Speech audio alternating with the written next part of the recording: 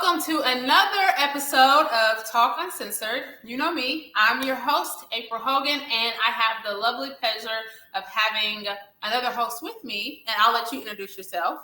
Hi, everybody. I'm Cass. All right, so y'all know, if y'all don't know, this is my best friend, my very best friend. So we have a lot of topics throughout the season that we're going to go over together, and we're going to talk about together, just based on either similar personalities, similar thoughts, or even just opposing thoughts, but I know that she's going to tell it how it is. So welcome to Talk Uncensored. I want to tell you first, before we get started into our topics, that you can follow us. Follow us on all social media. And it is at Talk Uncensored, except for Instagram, which is Talk Uncensored Podcast. So we have TikTok, Instagram, and Facebook. So follow us there. I'll tell you what our topics are today. Our first topic is defining a woman. And I don't think that's really what it is. Defining a woman is is the concept of a woman being killed off. This is a very important topic, and we have two women sitting here that are going to talk about it. The second topic is the unseen story behind the success, and that's really where we're just talking about the things that you don't see when you look on social media. So, how are you doing today, Cass? That was a lot. Sorry.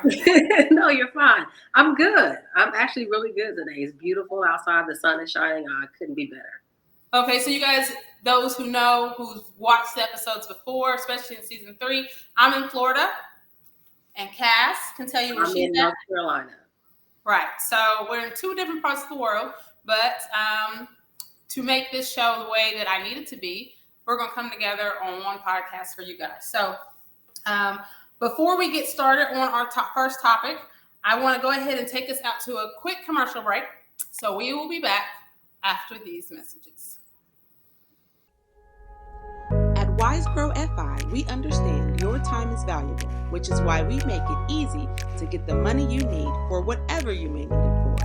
Whether you're growing your business, remodeling your house, or simply setting yourself up for financial success, we can help.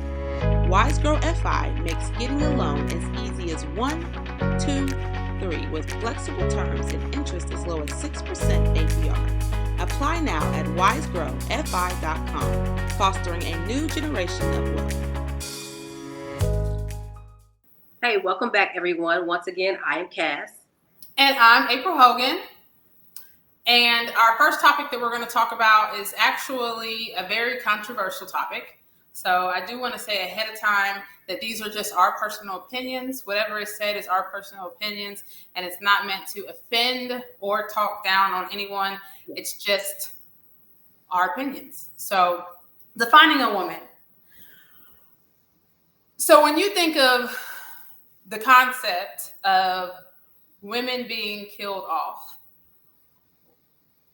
like where do you, or let's just say the identity issue. And I'm going to say it's an issue. It's not really an issue, but it just in what we're talking about, the identity issue. Where do you feel like the I identify as is challenging those of us who are naturally born a woman, if you get what I'm asking? I think that it becomes challenging when it becomes what I identify as is a fact, and then that's pushed onto everybody. So let me explain that further. I initially didn't have a problem with people who felt like this is what I identify as, this is what I feel like I am. That's fine, well and good. The same way we're entitled to our opinion, you're entitled to feel how you feel. That is your God-given right. If you feel like you should have been born a woman and that's how you feel going through your day-to-day life, that's completely fine. We should be inclusive. At the end of the day, it doesn't matter. It doesn't affect me if you feel like you should be a woman versus a man. That's completely fine. The issue that I have with it is when we push these, I don't want to say agendas, but when we push these thoughts and, titles and stuff on people to the point where it becomes, well, I'm a non-menstruating woman and, trans women, are women, we just don't menstruate. It's like, you don't have the option to. You know what I'm saying? When we get into those technical parts of what we can do with our bodies, then it becomes an issue. Because for me, anyway, menstruation is not something women look forward to. We don't like it. We understand it's a means to an end, something you have to be able to do, like a body's natural system to producing a baby, to, certain things have to happen in our body. That's just how it's made up. you don't have the option to do that, period.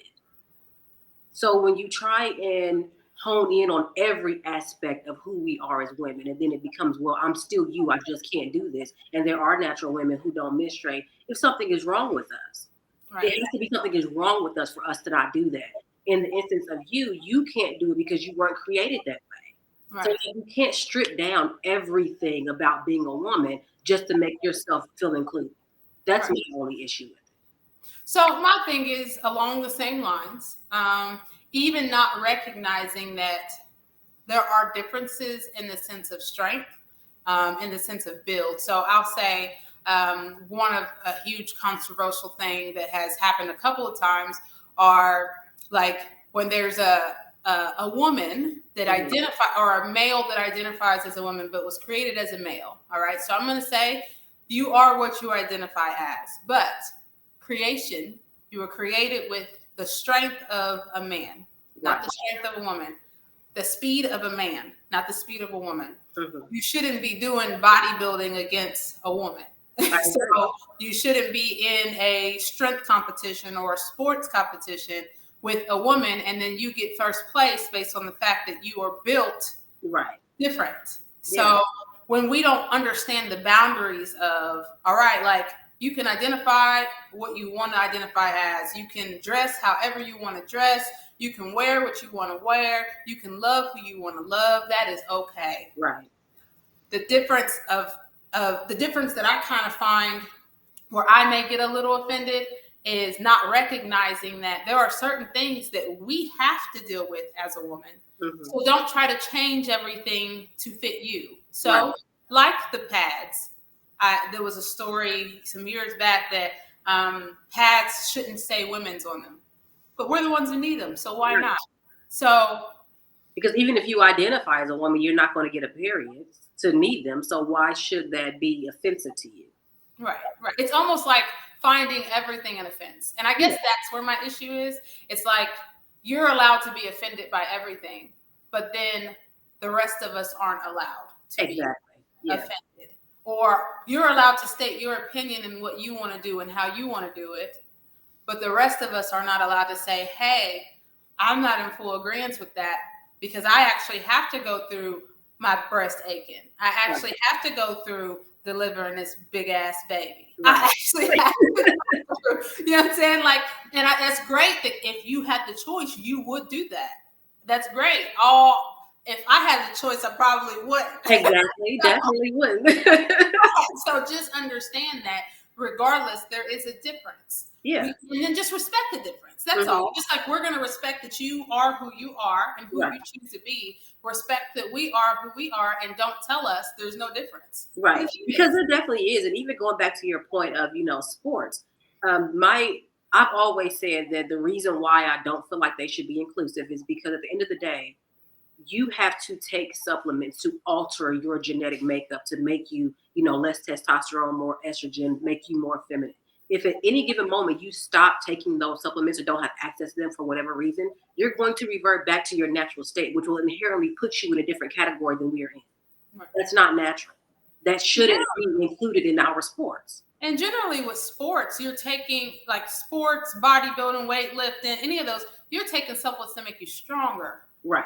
So even if you are on whatever that's supposed to make your body turn more feminine, it doesn't change the fact that there's certain parts of you that's going to be stronger. Yeah, absolutely. And like I said, I'm all for inclusivity. I don't care. Like if you want to be called a monkey, like I don't care what it is you want to be called. You know what I'm saying? I'll call you whatever pronoun you want me to call you. I might forget sometimes, but I'll call you whatever you want me to call you. I'll still love you the same way. I just think there are certain lines that should not be crossed. Right. And it's got to be an understanding both ways. Just like we have to understand this is what you identify as and what you want to be. And we have to be okay with that. And it's not hard too, because I don't have a problem with that. You also have to understand that there are certain things that we may say, hold on a second. Like this is something that you can't necessarily make someone change because you are now identifying as this. I mean, that's just what it is. There's certain things that even in inclusivity, we understand that because that's like women's rights. Let's just talk about that. Right. We wanted women's rights. I don't know why. No, I'm joking. No, we want it to work, apparently. No. I agree with. I mean, that's one of my favorite things to do is work. So it's just me joking around. But we want it to work. We want it to be included. We want it to be equal, right? Mm-hmm. But there are still things that there's an understanding that we're not exactly the same, right? Like, and they're not gonna. It's not going to. I mean, although we should still have the same ability to have the same rate of pay if I'm doing the same kind of work. But if the pay is 2P stand and up, I'm probably not going to get paid the same amount as he is. Right. I can't stand it up. But here's the thing, though, and I think a lot, and this it irritates me because I hear this a lot, especially in these male-dominated podcast areas. A lot of times when women are talking about things that we're going through in our hardships, and the first thing men say as a defense of that is, "Well, y'all want it to be equal." Let's be clear, we didn't want equal rights because we were like, well, I can go out here and do the same job a man can do and do it better, so I should get these rights just because I'm a woman and I feel like I can do what you can do.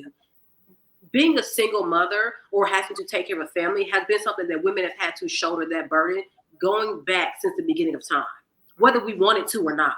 If for any reason something happened to the man, whether he was killed or he got put out of commission because he got injured at work and couldn't work anymore, we've had to step up to the plate. So when you put us in a position where it's like, well, no, you just got to tell them to cook and clean. Well, what's going to happen to my family if for any reason my husband leaves me or he dies or something happens to him and he can't work? Right. I should have that right to go out and make a living and provide for my family outside of just sitting at home cooking and cleaning, waiting for somebody else to come in and save me. We've had to step in positions where we had to save ourselves time and time again throughout history. That's why we wanted rights. So we could go to these tables and have these conversations in the event that we didn't have anybody to speak for us.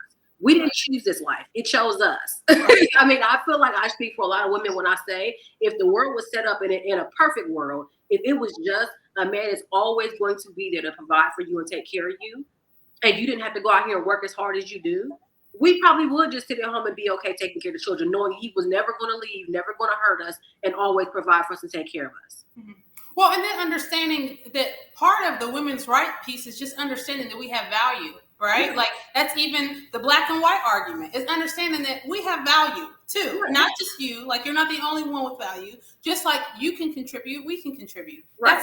That's the thing with the women's thing. Like don't deny me the ability to learn if I want to. Right. Don't deny me the ability to do something if I want to do it. The right is just saying that I can't. Right. Saying that I'm allowed to, saying that I am just as good as you are. You don't put yourself above on a pedestal saying that you're greater than me, so I'm not allowed to do it. Right? It doesn't mean that, okay, well, now that we are, all y'all work and we're just going to sit and do nothing. Right. Like, that's not what struggle by yourself because that's not what it's about. When we said we want equal rights, it's the fact of not being devalued. Like you don't mean anything. You don't get to be educated. You don't get to earn money. You don't get like that's different. Like it's completely different. Because the reality is that we can still tend to the children, tend to the home, and be educated and contribute to society and still love our husbands. It's always and we can do this and we can do that. Like you said, we have value, we matter. We can do these things and still be loving and gentle and kind and submissive towards our husbands. It doesn't have to be one or the other. Either you contribute to society or you just sit at home. It doesn't have to be one or the other. Right, exactly. So with that, because us being women, we done drifted off to a whole nother women's rights. just understanding that in the sense of a woman, we just want to be able to say, like, yes, there are certain challenges that we are going to have. And although I don't want to say I earned the right to say, but I mean, my monthly cycle is something that although I don't want it, I don't have the right to say, hey, that's a woman's thing. Just like childbirth. The beauty of childbirth is beautiful only when the baby's born. After they're already here. The pain and struggles through it, like don't say you're the same as me and you're not doing that. Like, so just the respect of saying, I respect you and where you identify, but you also have to respect those of us who were born that way as well, and not try to rip it away from us. Like it's just now in everything, it's all inclusive. And even to dig deeper into that just a little bit, even when it comes to trans men, if a trans man is able to have a baby, it's because they still have the body parts to do so. Yeah. Let's not. Too. Yeah, so a lot of people will go, well, men can have babies, trans men. No, those trans men were naturally born women. That's why they can do that. Mm-hmm. A real man wouldn't have the body, makeup to even be able to get through the labor. Right, absolutely. And then even just thinking in the sense of the sports, the trans men ain't really trying to. I haven't heard any stories. I may be wrong, but compete against the men either, because it's not fair. Like it's like, and I'll use bodybuilding again.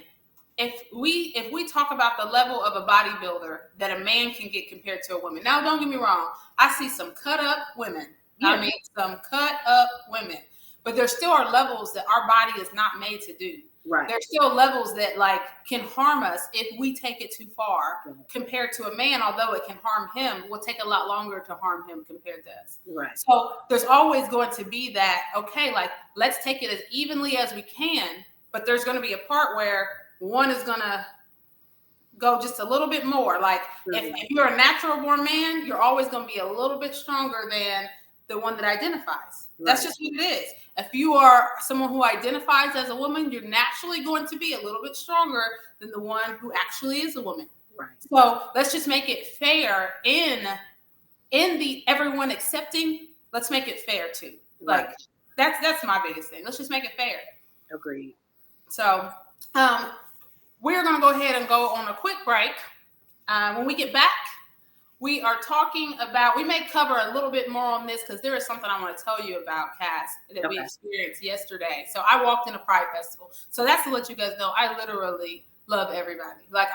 Me and my daughters walked in a Pride Festival yesterday. It was so much fun. So much fun. I'll have to post a picture of me in all my colors. But there was some stuff that happened yesterday that I don't agree with. And I want to talk about that prior to going into our other topic. So we will talk about that after this break. Okay.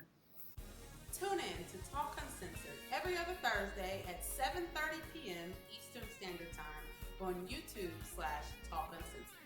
See you there.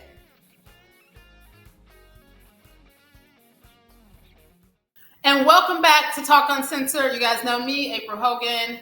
And I'm Cass. All right, so you guys, we were just talking about defining a woman, defining a woman, and then just talking about is the concept of woman being killed off, just based on, the identity of a woman or someone who identifies compared to someone who was born a woman. Now, with that being said, I said prior to break that there was this conversation I would have had. So I went and walked at a Pride Festival yesterday. And it was a whole lot of fun. We marched, we had a parade, and then afterwards there was this big old event. And this is completely off topic, but there were some protesters out there. I get that we're against the Pride Festival, but can you guess who the protesters were? What type of person was the protester? What, men? Pastors. Pastors, churches. Okay. So this is my issue with that. So because I had to explain to even Kizzy yesterday, because she was like, well, yeah, her comment to me was, well, I can't even imagine being in a relationship right now. I said, well, what makes you talk about relationships? She said, well, that's what pride is. It's about relationships. I said, no, baby. Pride, because some people who are transgender are still straight. So it's not about relationships. It's just about love. It's about loving who you are, loving everyone, and then being proud of who you are. So pride. I'm proud of who I am, whether it's different or not. Mm-hmm. I'm proud. So while we're out there and we're walking, these preachers are out there talking about, you guys are showcasing your sin and you guys are sinning, and yelling at the crowd. And for me, now I am a Christian. I am a believer of the Bible and Jesus and God and all of that. I would not say I'm a Bible thumper. Tapper. Thumper. But what I don't agree with is coming out because granted, if you think it's a sin, right? I'm not going to tell you what my opinion is one way or the other. But if you feel like it's a sin, do you feel like it's appropriate? First of all, we all sin. Right. And it also says in the Bible that no sin is greater than the other. So for you to feel the need to come out and shout out at this group of people when you're not out like shouting out at the members in your church who are sinning. I feel like it's a little inappropriate. Just seeing the same thing, like there's some people who don't believe in church and don't believe in God and believes it's a cult. Mm-hmm. Now, how inappropriate would it be for them to come to the church and start shouting and picket fencing, right? So I almost felt like it was a little bit inappropriate. And then on the same instance, if the goal of the church is to bring people closer to God, who do you think is coming closer based on that? Right. Like, it's almost like, let me leave that alone. And when I get the opportunity to talk to someone one-on-one and make an influence on their life, impact them positively, love them no matter what they're identifying as or what they're choosing to do, that's more of an impact than standing out at a pride festival shunning them. Right. And I will say that, we both grew up in church, like heavily in church. But I've always maintained my stance that the fundamental message of the Bible is love. Right. Love God, love your neighbors, love yourself, love everybody. Absolutely. As God loves us, as Christ loves the church, all that jazz. Right. So if that's the case, and even God says, don't judge unless you be judged, why go to those lengths? Like you said, to point out somebody else's what you assume to be sin, and make it such a big deal when you could just keep your mouth shut and mind your business. Right. If you don't want to be a part of it, then don't be a part of it. Yeah. But don't come out and be creating the type of scene that was created. When I tell you, and it sounds aggressive. Yeah. It's aggressive. It doesn't sound nice. Like you're not coming out of love. You're coming out of judgment. And judgment is sin too, sir. Yeah. Like, because the Bible doesn't say just love people according to your comfort level. It doesn't say just love people according to what you deem is right. Right. You love people because you love people. Like, that's no matter what they do, how they act. Because we all do have sin. Yeah. I mean, every single one of us, every single day, it'll never end. Like, and I don't care how perfect you try to be, you're going to have sin. So, but coming to call out someone else for theirs in the aggressive manner that it is, I don't understand churches like that. I don't understand pastors like that. Especially when you just have, and I know we have another topic to get to, but just especially when you have human beings who are just trying to have pride in themselves, their community. It's like, who are you to judge somebody else? They're not out here, being prideful in the fact that, they're in their sexual acts. That's not what it's about. Like you said, it's not about relationships. And I think a lot of times that's the one thing that get misconstrued about this whole, homosexuals versus heterosexuals. We focus so much on the sexual part of it that we forget these are still just people who just want to love other people, who want to be comfortable in their own skin, who want to have the rights to live their life the way they see fit without judgment and condemnation from other people. It's really that simple. It is. It is that simple. And then you should be free to, because it's not even just about sexual stuff. Right. That's like being free to be who you are in whatever standpoint it is. Yeah. Whether it's gay, whether it's straight, whether it's, I want to be a carpenter, or I want to be a laborer, even though I'm a woman, or, just whatever it is, you should feel comfortable being, I want to just like a clown every day. Yeah. If I want to just like a clown every day, I should feel comfortable and be proud of who I want to be and how I want to be. And that's really what pride is. It's just being proud of who you are, loving and being willing to love everybody. I think we do miss, I say we, just because I'm just going to encompass it all, the whole concept of love in general. I agree. Because it's conditional now. It's not unconditional as Christ meant it to be. It's very conditional now. Right. In the condition of, I feel comfortable with what you're doing. I agree with what you're doing. And that's not how it should be. Right. No, absolutely not. And we could get into that on relationships too, but I'm going to leave it. Our next topic today is the unseen story behind the success. So I would say that I'm successful. Do what I say I'm at the level that I want to be at? Absolutely not. But have I had successes in my life? Absolutely. Would you say the same? Yes. Okay. One of the things so this is more of a motivational piece than anything. Now that we have social media, which hasn't been around forever, especially not as intrusive as it is now. Right. Even back in the Black Planet days, we just looked at pictures and profiles, like all these videos and stories and You know what I'm saying? Like everybody stories, every day. stories. Right. It's different. It's different. Like it was just way different now.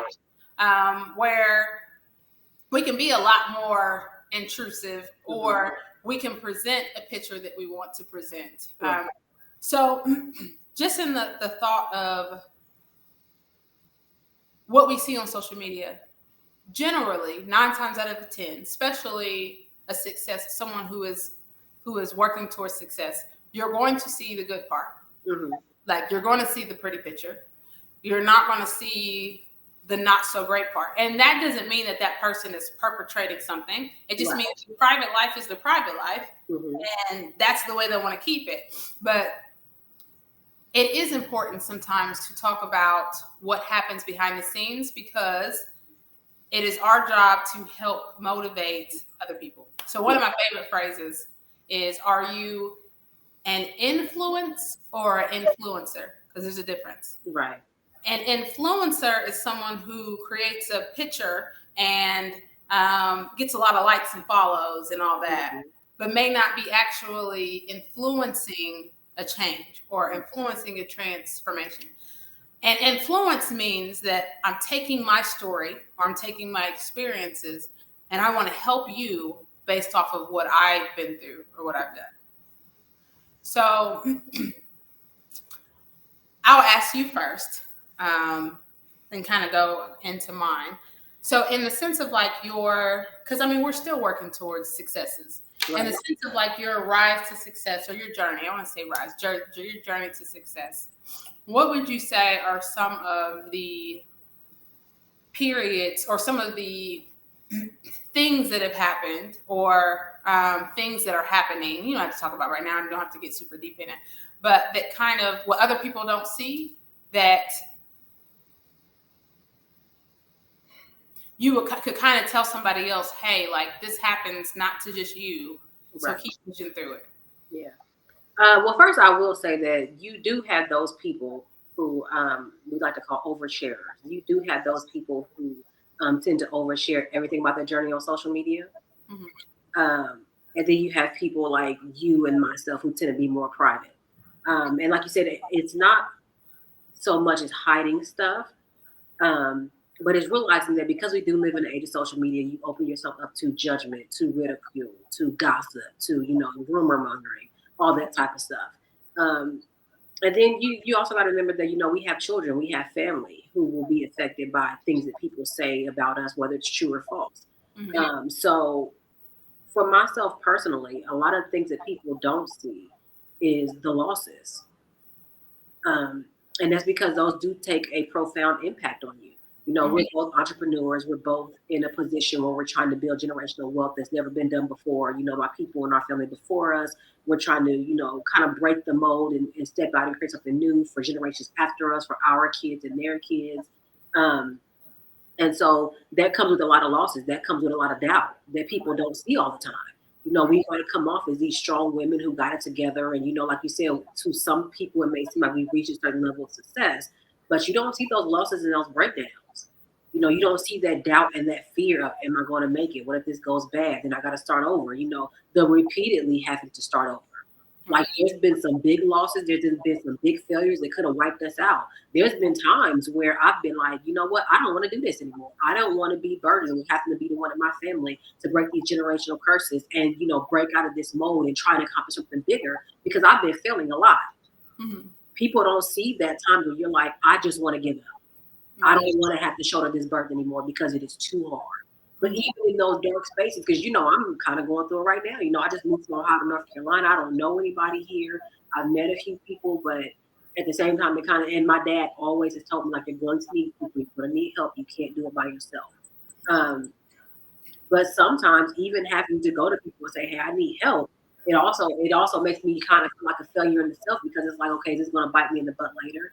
This helps me be conditional or something, something that I owe you, and you hold it over my head. So it comes with a lot of doubt. It comes with a lot of having to be superwoman and putting on that cape all the time. Right. And a lot of people don't see that. Right. Well, we've both been through single parenting. I mean, we both have been single parents for a large period of our lives. And then even when maybe we weren't by ourselves, still feeling like we were carrying the larger part of the load. Right. So one of the things that I'll say that I kind of battle with is just medical issues. A lot of people don't know because I don't talk about it, but I have UC, which is ulcerative colitis, and we're both anemic. so like I hear, you're superwoman, man, you do a lot, man, you can do this, or yeah, can you do that, or help me do this, and because I am who I am, and I believe in people, and I believe in my abilities, 9 times out of 10, I am going to do it. But there is the behind the scenes where the people in my household, or you get to hear when I'm calling because I'm crying because I'm either worn out, or I feel like, nothing is going my way, in the sense of like, man, I feel like I've been working at this for so long, but I feel like I'm stuck in this space, and it hasn't went anywhere else. Like, or feeling like I want to be at a place, and it's just almost was like an endless journey to get there. So just recognizing that we all have battles. Yeah. We all have things that we go through. Even the people who look like they got to go. Because I look at some people and I'm like, man, they look like they got it going on. Uh-huh. But we tend to forget that we only see what we see on social media. But with that being said, that means you need to offer grace to people, because when you do see someone who's like, oh, they should know better, but all that money they got, or what all the systems they got, why would they? But not remembering that they're still people. Yeah. So, and we're all people striving to get somewhere. Yes. Like, no matter what you have a huge, large goal, or it's even just a minor goal that to you seems like it's unreachable, or not as quickly, you're not reaching it as quickly as you like to. So it's important to try to see past what you see on social media. Aside from that is realizing that if you're going through it, even the people that you're looking up to are going through something. So if they can do it, so can you. So let me ask you a question, in the sense of, because I know we both have teenage girls, which is difficult. I have two. We're not even a teenager yet, but she thinks she is. Oh yeah, your youngest one isn't. Yeah. Your youngest one is a whole lot of a teenager by herself. Yes, she's going to be an adult. And then actually Ariel will be 20 this year, which is crazy. So she's not even a teenager no more. Yeah, in 2 years, she's about to be all the way grown. So, in the sense of, so we went through a period of our lives where social media wasn't so present. And even when social media became present, we still got sucked into the syndrome, like of the imposter syndrome. Not necessarily us, but seeing the imposter syndrome and then wanting to be that, right? Everybody does it. I don't care who you are. You've done it at some point. You've seen something. You're like, I wish I had that. Whether it was somebody's man, somebody's woman, someone's career, someone's followers. Everybody been there. And knowing that we didn't grow up in that era, but when it came, it was so difficult for us to kind of like realize, okay, wait, it's the syndrome. How do you feel like, being that our children, and we'll say our oldest two, so I'll say my 19, your 18, they grew up in it. As long as we know or can remember, or at least as long as they have been like in school, they've dealt with social media. They've dealt with YouTube, TikTok, Twitter, Instagram, even some social medias that I never even heard of, that they have their own little thing. So what would be like your advice for a parent in order to help guide our young people out of that? Because you know what? I will say this. I feel like sometimes the whole suicide thing that we've been seeing a lot of has been coming from trying to live up to a happiness that we see that may not necessarily exist because we're seeing only part of it. That's absolutely true. And I honestly, my advice would be to develop a relationship with your kid where you have open and honest communication. This is something that I really pride myself on having with my kids, and it's because I didn't feel like it was something that I had growing up. for a number of different reasons. I won't say it's like my parents' fault or anything, but I just feel like I didn't have the ability to have those open and honest conversations all the time when I was growing up. And it's something I want to make sure that I gave to my kids. Because like even right now, like but nobody else does. But I'm sitting here with a head cold right now, trying to struggle through this. But I've had conversations with my oldest to the point where, because all of us, especially as women, we get to a point where we hit a certain age and think we know everything, and then we try and hold our parents to a certain standard of, well, you doing this, and I would never do that. And we tend to judge our parents, especially our moms, because we're women, they're women. We kind of hold them to a standard when we think we've reached adulthood. And so I have conversations with my daughter where I'm like, listen, you're going to have to show me some grace because I've been in your shoes. You haven't been in my shoes yet. So I show you grace as a means of showing you how you should treat other people.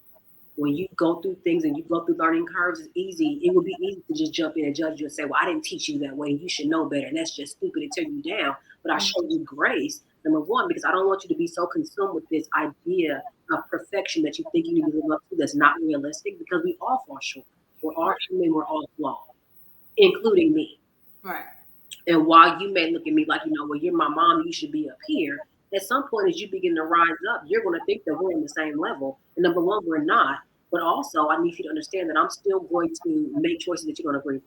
There might be times where I disappoint you. Not intentionally, but I do. Right. I need for you to show me the same grace that I've shown you. Mm-hmm. Because, again, if we don't have these open and honest conversations, then it becomes resentful. It becomes judgmental. It becomes condemning. And that's not what it should be. Right. It's crazy because it's not been me and Ariel on these conversations. It's been me and Avion. Me and my son, he's 16. So we actually,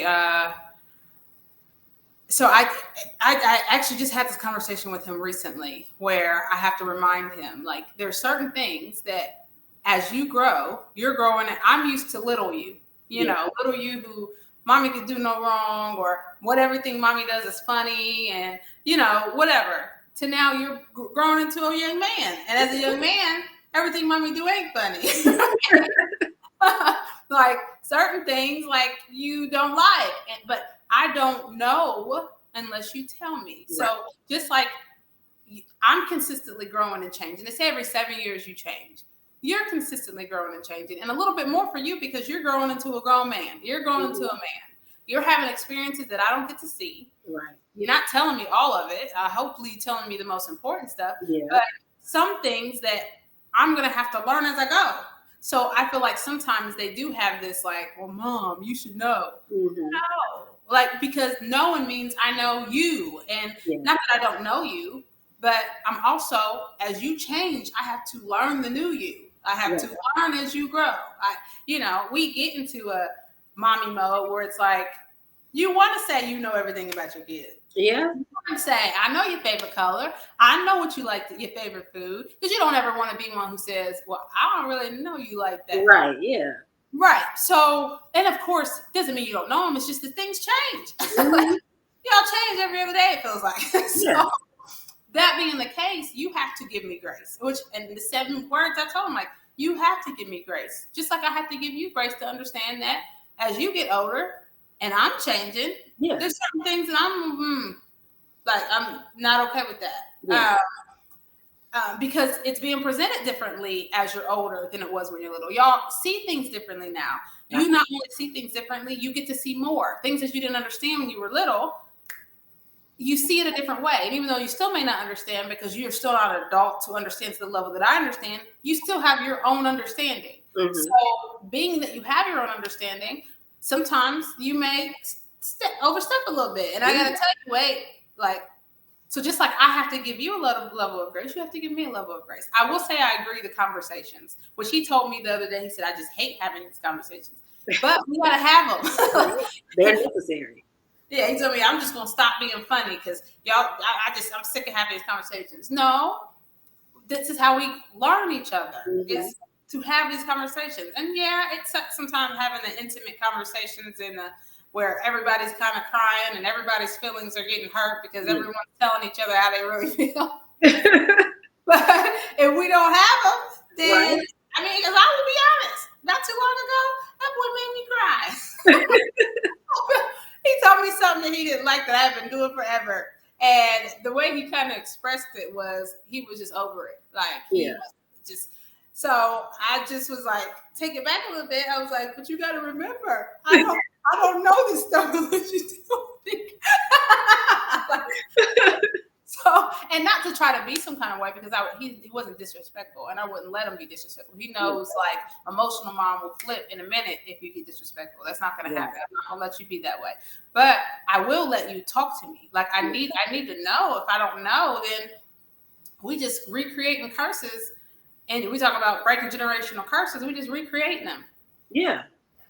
And I will say that these kids are exposed to so much more. And that's another thing that people don't see that we battle.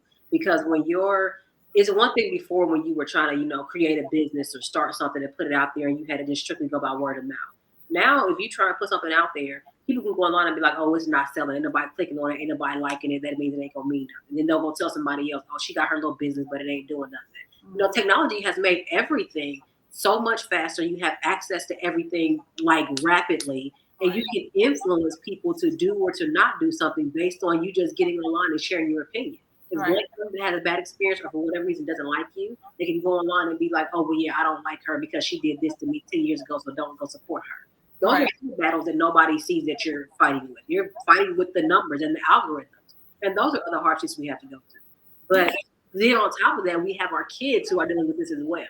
Mm-hmm. Because when I tell you my 7-year-old humbles me all the time, like you said, there's a point where kids are like, oh, mommy knows everything and she's just so funny and she's just so smart and she's so beautiful. And then when they see you without your wig on, or, you know what I'm saying? Or like the other day, Sage asked me a question and we're in the car and I'm trying to concentrate on where I'm going because I'm new here, so I don't know my way around. And, you got to turn everything down so you can focus on the GPS. And I'm trying to get somewhere and she asked me randomly and I didn't know. So I'm like, I don't know, Sage. I thought you knew everything. You're supposed to be so smart. Nobody said I wasn't smart. I just don't know the answer to me asking me right now. I'm not focused on it. But she does that all the time. She will ask me random stuff that it's just like my mind is not thinking about that right now. This is kind of dismiss her. I'm just like, I don't know. And it instantly turned into judgment of, well, you're supposed to know everything. Mm-hmm. And I was like, you're 7. You don't know that much.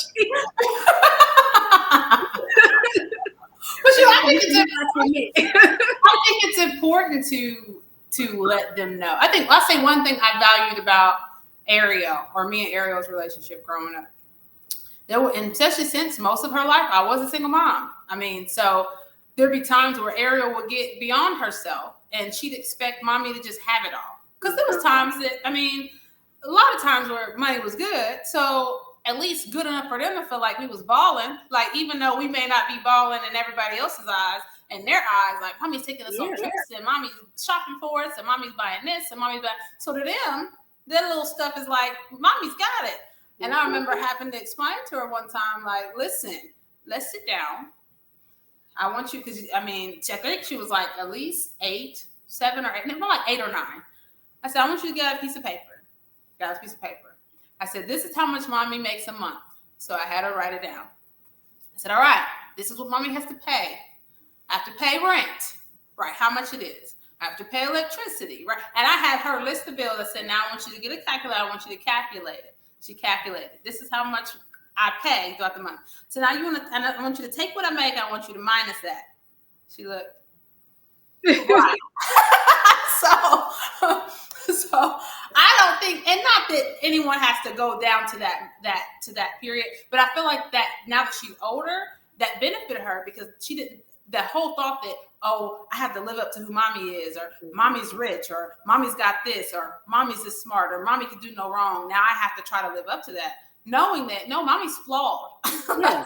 Sometimes mommy ain't got no money. So you know what I'm saying, like I struggle too, like knowing that, like regardless of it, I'm gonna still keep going though. You're watching me. I'm telling you, I ain't got it all together, but you're still seeing me continue to progress, to continue to strive. Like, I feel like that has built who she is in a sense. Instead of just making it seem like everything is perfect and we're all perfect and everything's good.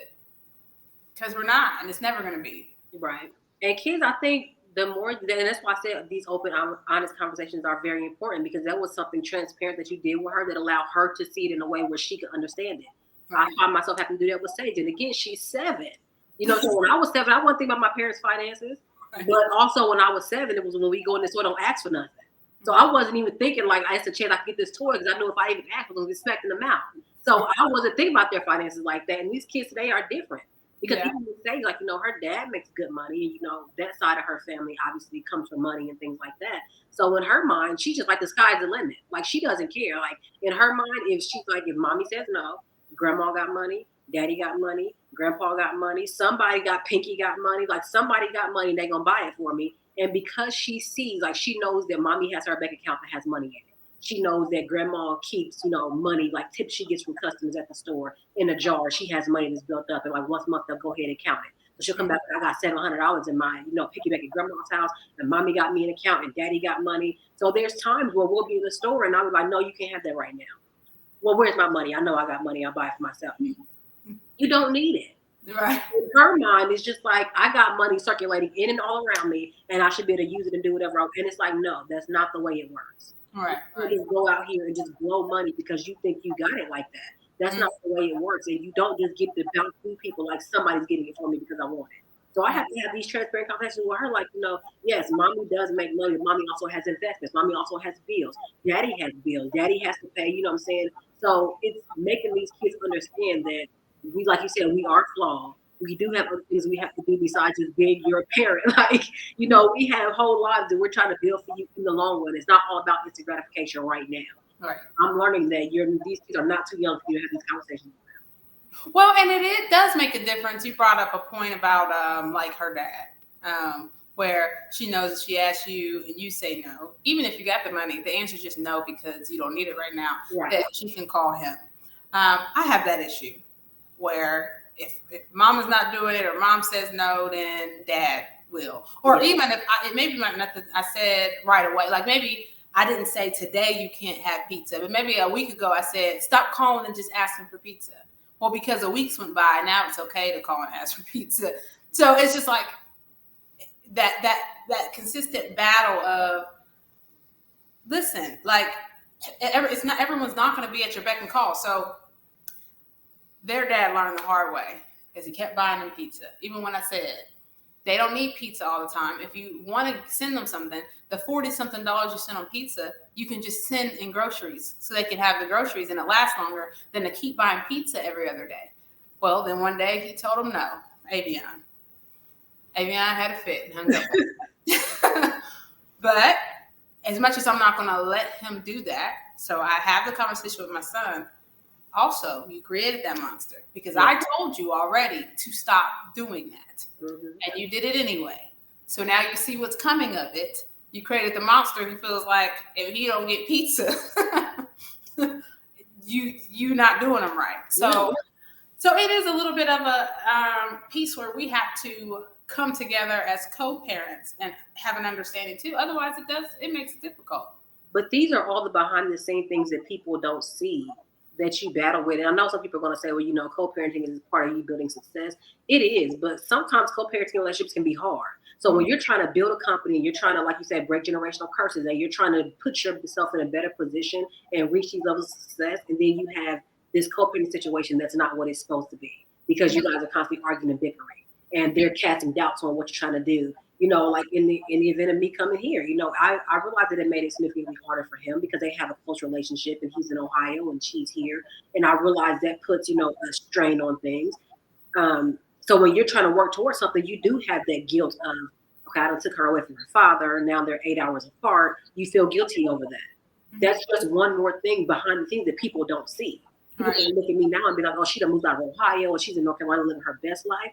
But I'm struggling behind the scenes because, again, they have a very close relationship. He's a very active and present father, and now I moved him 8 hours away from his daughter. He's struggling with it emotionally. She might be struggling with it emotionally. I struggle with it because I am a good parent, and I do realize the closeness of their relationship and the bond that they have. I have other children who are, even though they're closer to their dad, it's still a little bit strained. So these are things that you don't take lightly, but you struggle with on your road to building success. Right. So I believe that also outside of having those conversations, it's important to surround yourself with people who are going to encourage you, motivate you, and uplift you when you're going through those dark periods when you're doubting, was this the right decision? Did I do something wrong? I literally just had this conversation with Kathy in the party the other day because I'm like, we've kind of been going up against it since we got here. I'm starting to feel a little bit guilty, like, man, should I have made this move? Did I do the right thing? If you don't surround yourself with positive people who see the big picture of where you're trying to go to, it's easy to close those out and be like, man, I don't want to do this anymore. Let me just do a tuck tail and go back home. Let me just do what's easy and what's convenient for everybody else. All right. So many people doubted me when I said I was leaving. Well, why are you leaving? It must be a man. Well, what are you going for? Or what are you trying to build? Why can't you do that here? It's not up to you to understand the journey of where I'm trying to go. I just need support. Yeah. And if you don't give me the negativity and tear me down either. If you're not gonna give me support, don't give me anything. Right. And sometimes that's the reason we gotta move. Because if this is the type of support I'm getting, then I clearly don't need to be here. Right. And that's honestly one of the reasons why I left Ohio the many times I left. Was because it's like almost like, because even in family, well, why do you leave? You left. I wasn't getting help when I was here. So what's the sense of staying? I could go somewhere else and be away from you. At least there's an excuse that I'm not getting no help. And I'm not talking about financial help. I got me financially. But I'm talking about even when it comes to relationships with the kids. And again, that's not to talk down on anybody because, it's the past. It is what it is. We all have different versions of how things are supposed to go. There's three sides, your side, my side, and the truth. Right. And it doesn't mean anybody's lying. It just means we all have our own perspectives of it. Right. But that's kind of how I felt. So even with me, and I'm a hop around. I move in a heartbeat. Yes. Here, it's not. So financially, it has been great. But it's been some other things, and I'll say relationship-wise, that it has suffered because of it. So, and again, a lot of people won't see that side. You get to hear about it because you're my best friend, but a lot of people won't see that side because it's not to present that side right to the world. And then being here, I'll be honest too, my medical has suffered. I don't remember going through as much physically when I was there as I'm going through here. Here, it's almost like I'm exhausted all the time. I feel like I want to give up all the time. You just said earlier about there's times you feel like you would give up. This is a period in my life that I will say I have wanted to give up more in this period of my life than I have in a very long time. Yeah. Almost to the point, it's I'm just going to accept working for someone and just making the good money I make where I work. And this whole trying to build anything outside of that, I'm over it because it's tiring. It is exhausting. It does suck to feel like you're always doing it by yourself. That sucks. Yeah. And especially like you said, when we already have health issues and, family issues and just other issues on top of that, it does become exhausting. Yeah. And it gets to a point where, I at least know for me, it's been times where I've literally just sat in my car in the driveway and it's like, God, you have to read my heart in these moments because it's even as much as I just feel like I'm breaking down and I want to just sit here and just cry my eyes out, I don't even have the strength anymore to cry.